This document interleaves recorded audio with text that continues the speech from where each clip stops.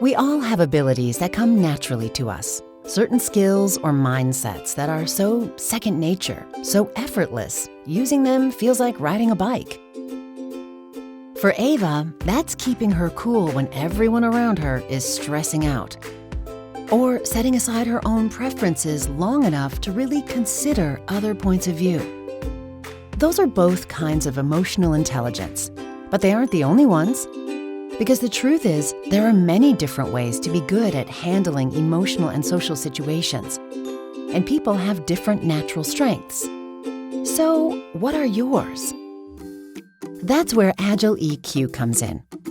Using a tool called Everything DiSC, Agile EQ provides a simple way to understand yourself and the kinds of emotional intelligence that may come naturally to you. Everything DiSC describes 4 main styles. People with a D or dominant style are typically direct and firm. Their emotional intelligence really shines when they need to project confidence and persuade others. And they're usually good at speaking up for themselves. Those with an I or influence style are generally outgoing and enthusiastic. They're naturals at making connections wherever they go. And they tap into the energy in a room by paying attention to how people are feeling. People with an S or steadiness style are usually even-tempered and accommodating. They often excel at understanding where other people are coming from, and their calm, flexible approach helps keep conversations harmonious and collaborative.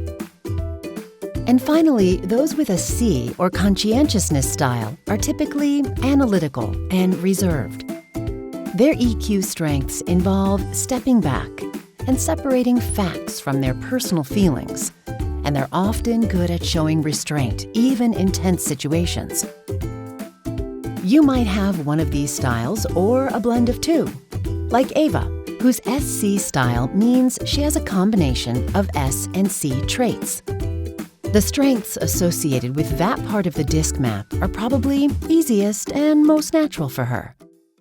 But what about when Ava needs to, say, network with strangers or confront a coworker about a problem?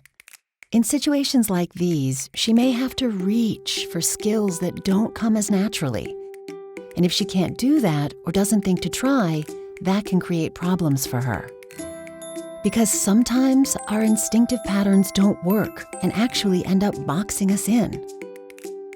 Drawing on the principles of emotional intelligence, Agile EQ helps us discover our natural tendencies and recognize when to move beyond those familiar patterns.